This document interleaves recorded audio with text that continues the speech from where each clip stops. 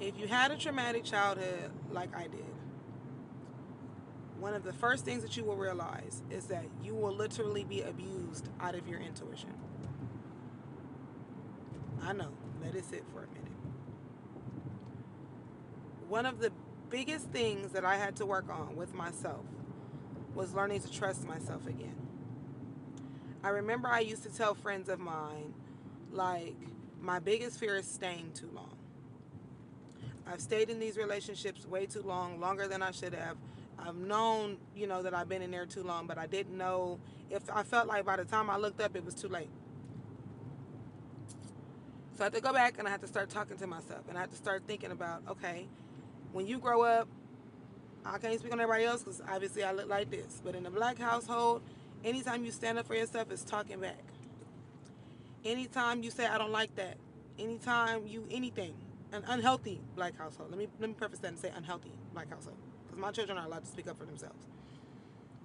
A lot of us didn't grow up with parents that apologized. A lot of us did not grow up with parents that gave a fuck about our feelings. We were to be we were to be seen and not heard, and we were barely supposed to be fucking seen. We were little servants. We were not human beings, most of us.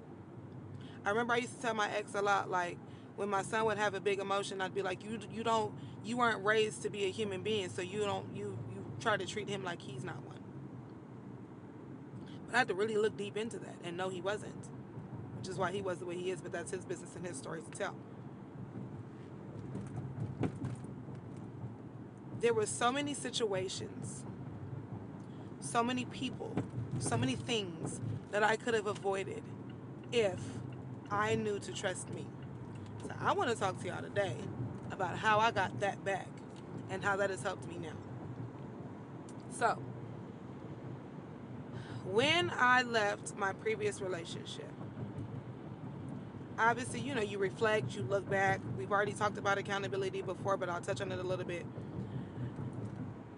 We always, a lot of the time when we're wronged by somebody, we tend to harp on what they did to us, but we don't hold ourselves accountable for the ways that we betrayed ourselves. When it comes to my ex, do I feel like overall he's a bad person? No.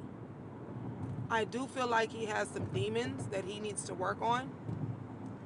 But I now understand that this is not a person I should have ever attached myself to. This is why I talk so much about attachment styles.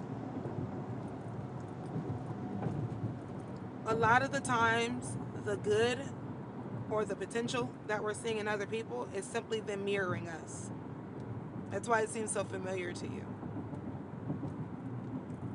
When I look at who that individual was on paper, when I look at, and this is not even just him, I told the story about how I realized like I've dated all the same people with different faces in different spaces in time. Okay. So when I look at any of them on paper, when I look at their family dynamics, when I look at, like, for instance, I had an ex that I thought, okay, this person grew up in a two-parent household, they're gonna be great, until I started digging and realizing, oh no, there was shit fertilizing this grass here. I had an ex who had this weird relationship with his mom because she had him young. And her having him young wasn't necessarily the red flag because her other children are successful.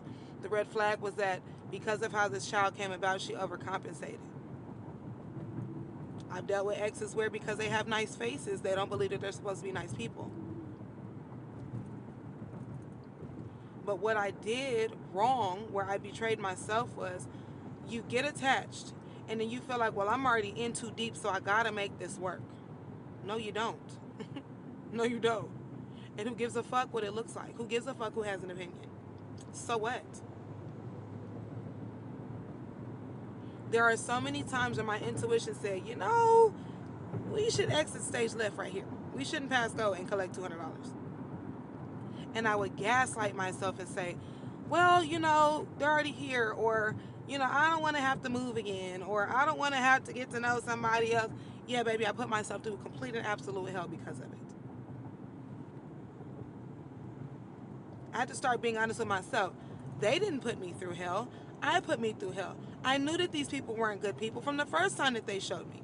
And I stayed. My trauma made me a fixer. My trauma made me want to fix people. My intuition was screaming, hey girl, red fucking flag. Hey, this person is not okay. Hey, it's only going to get worse. And my dumb ass to be like, I like the color red. Until I'm looking at Lucifer himself and I'm pleading and praying to God to get me the fuck out of hell. So now what I do, and it starts off with very little tiny things, right? Anytime I have a first mind to do something, I listen to that first mind the first time. Because where can I go wrong at? I truly believe in divine intervention. I believe that sometimes if you're driving down the street and God tells you, or higher power, or whoever you believe in, I believe in God and the ancestors. Anytime I hear my voice, and I had to, before I forget, I had to relearn my inner voice. I used to say this prayer to God all the time. God, whenever you come talk to me, please help me recognize you. I don't want to hear any other voice and mistake it for you. So, if I hear the higher power tell me, turn left. I used to be like, what is that? Why would I go left? What the fuck? Like, but what hurt is that going to do? And then sometimes it'd be simple things like I would turn right anyway, being defiant, and I run into traffic. Or something, dumb like that, right? So now what I do is I just turn left. Like, what is it gonna hurt? Because every single time I ignored my first mind, I ended up fighting for my damn life. So what's the worst that can happen if I just listen to it? Now that I've have opened myself up to dating again, I will go on. I'll see some of these profiles I'll see, and I'm talking about the first glance, I'll be like, nope. And it don't got nothing to do with what they look like. None of that. It don't got nothing to do with their height. It don't got nothing to do with that. Because I'm pretty much in a place where my type was my trauma, so I'm kind of open to anything at the moment, right? But the minute my excuse me, y'all. The minute my spirit says no, it's no. I don't question it. I don't try to figure it out. I don't second guess it. It's no.